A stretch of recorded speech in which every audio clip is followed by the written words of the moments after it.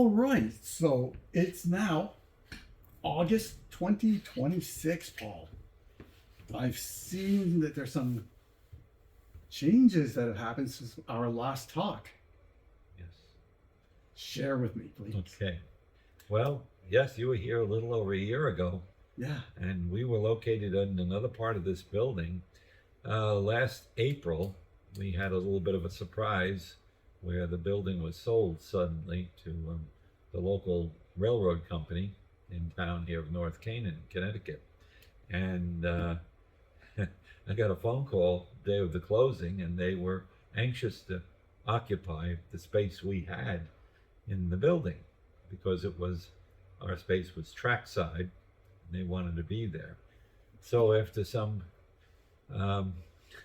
worry and what have you, we negotiated and we moved our whole lot, stock, and barrel to the other side of the building. So we're now where the brewery used to be in the building.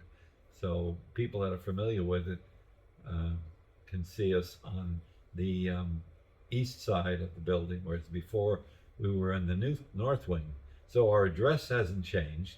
We're still in the same building, but in a different location. It was a pretty tough move because you know how you get set where you're living, where you're working, you know where everything is. Yes. When you start moving everything, it finds a new place, a new home in boxes and crevices and cracks in the new place. And so we've been going crazy trying to, where did those items go? Where is this? And we're finally settled in here.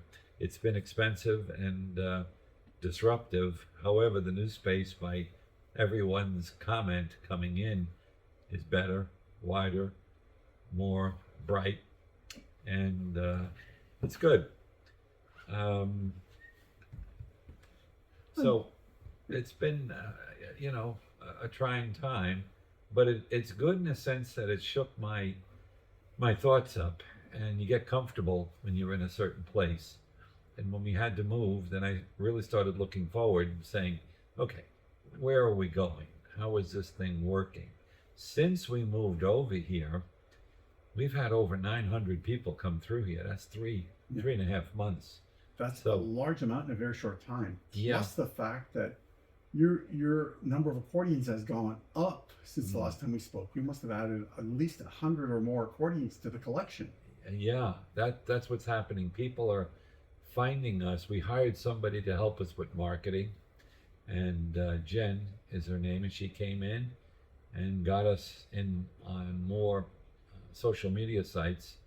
So people are hearing more about us, and public radio, Connecticut Public TV, did a couple of spots on us. People saw that. We've got people that want to come in and do a documentary on us after Labor Day.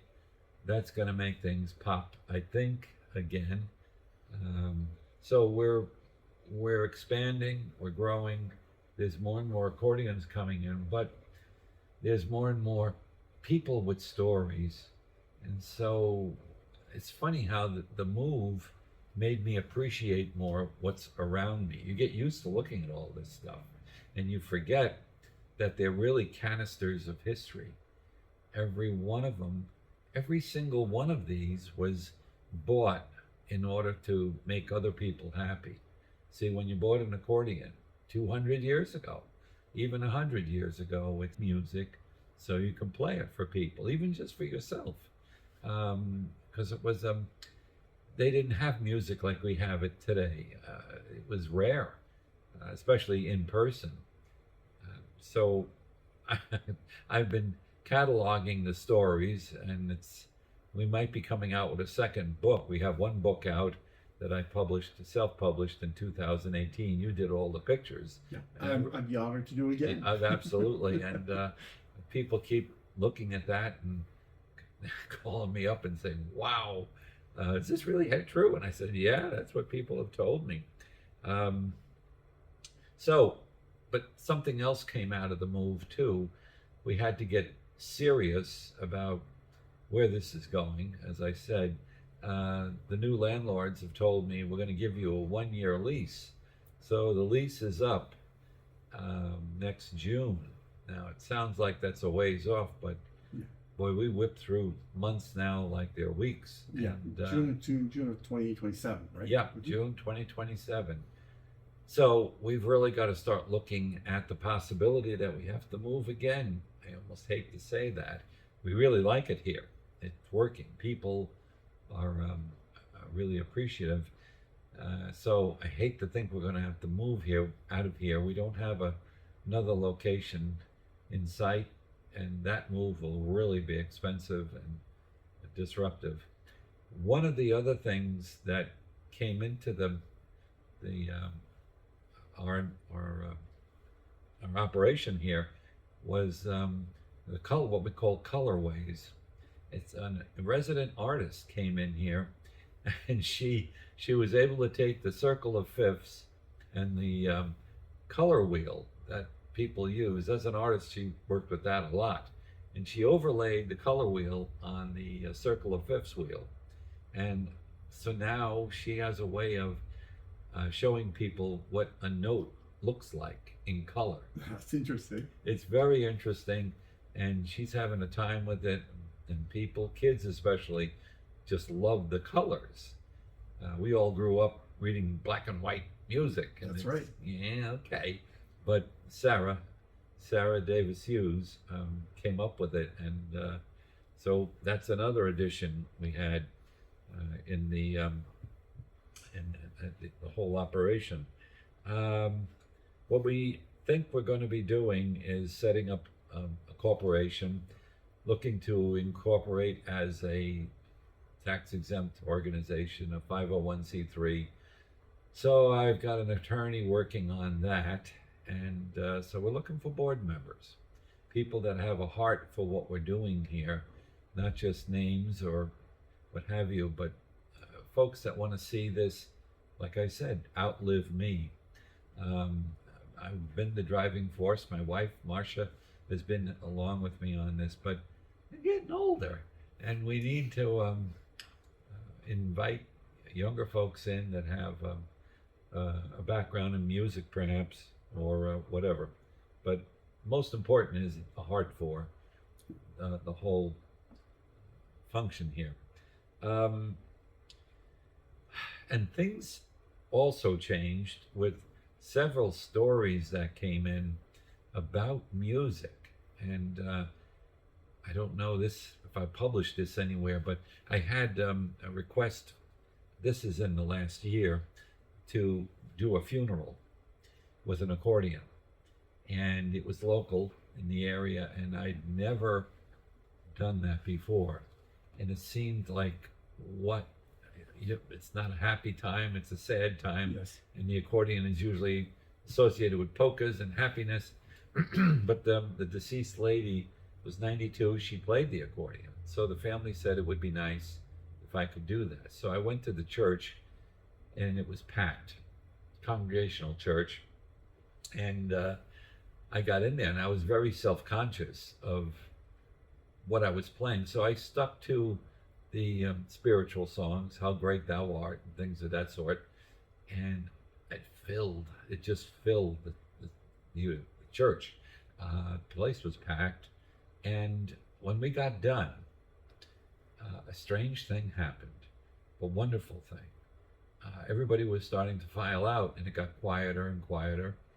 And I just turned where I was sitting next to the altar down below and putting my things together, and it got quieter and quieter, and I didn't realize people weren't around. And all of a sudden I turned around, and there was at least a dozen people standing there waiting for me to turn. And they were looking, and they didn't make a peep. And I said, "Oh, what can I do for you?" And a very elderly lady, about this tall, she said, "I want to show you something." And I thought, "Oh boy, here it comes." And she pulled out a wad of Kleenex out of her pocket, and it was dry. She said, "She was my best friend. I would see her every day. We were just as close as sisters." And she said, "I came here today wanting, and I expected to cry my eyes out. But when I heard the accordion, it made her death looked more like a resurrection. And so I am now sure of where she is.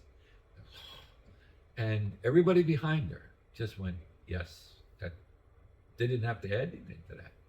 So the conversion of a normally very, very sad time to a happy one because somebody's playing an accordion really knocked me over. And so things like that happen here. And so it tells me we're touching the next dimension, what do you want to call it? The next world, what we're stepping into. Where do we go when we pass?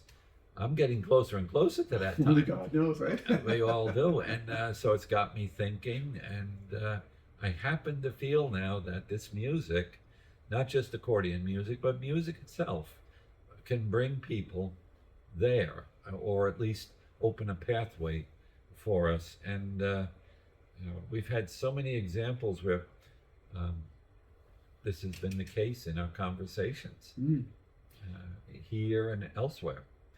So there's a lot going on with the move possibly, and what these accordions represent, and the meaning to people that played them, or the families that were attached to the sound.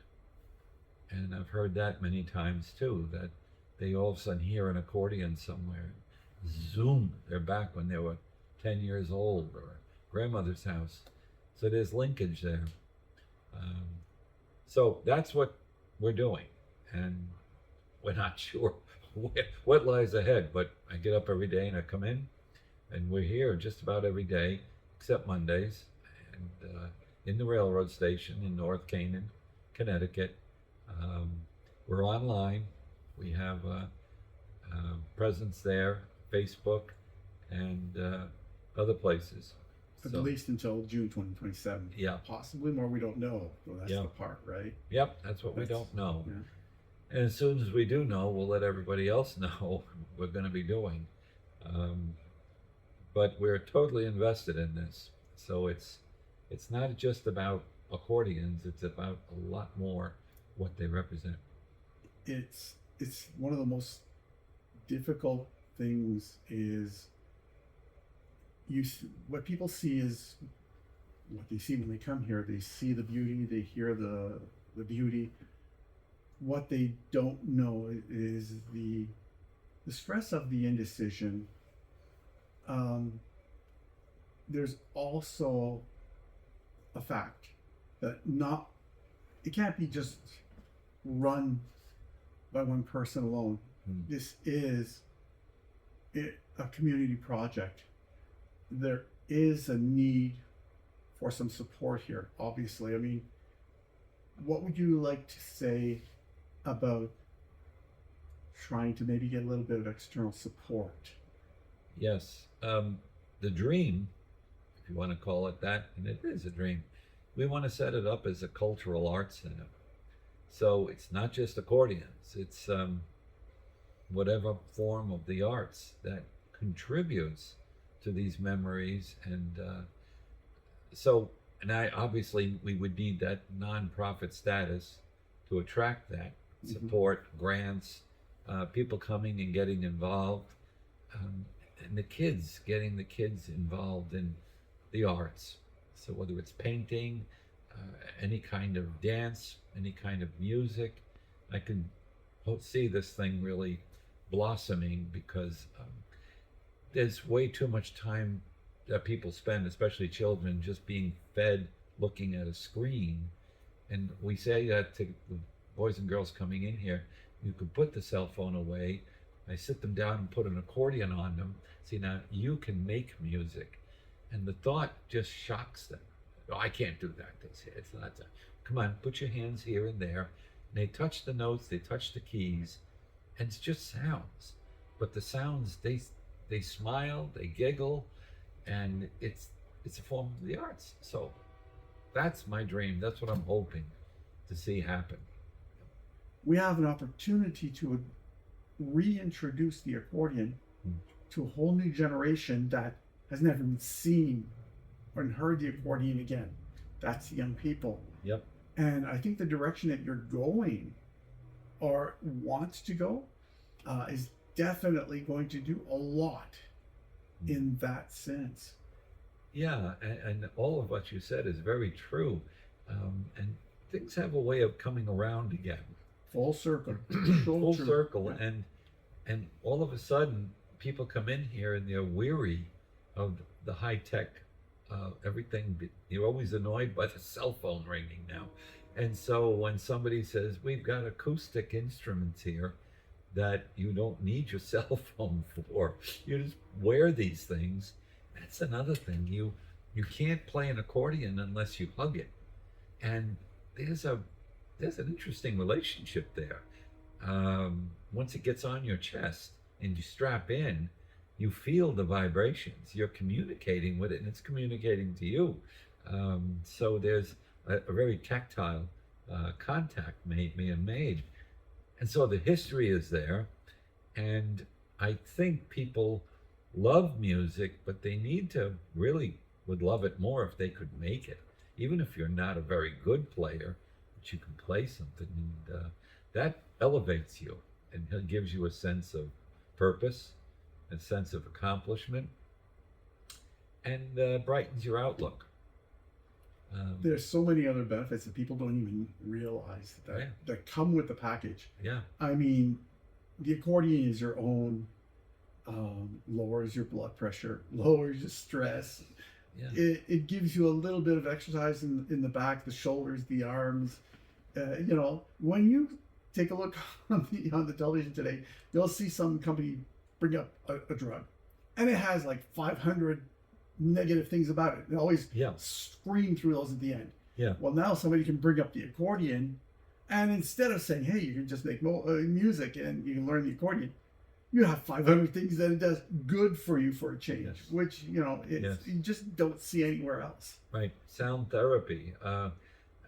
Well, if you research it, just Google it a little bit, you'll start seeing all of that.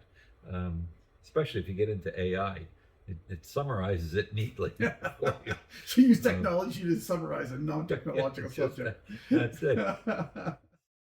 So we continue to get together once a month for a jam session here in North Canaan at the railroad station, usually on a Sunday. And we're going to keep moving on this and seeing where we end up. But regardless of whether we stay in this building or in another, the function will be the same. The operation will be even better because we're constantly refining it. There are more people coming in here that are just thrilled with it. I can say that change that keeps happening. So we're right at the moment in the North Canaan Railroad Station, North Canaan, Connecticut. You can call us. We're online. It's the New England Accordion Connection and Museum Company.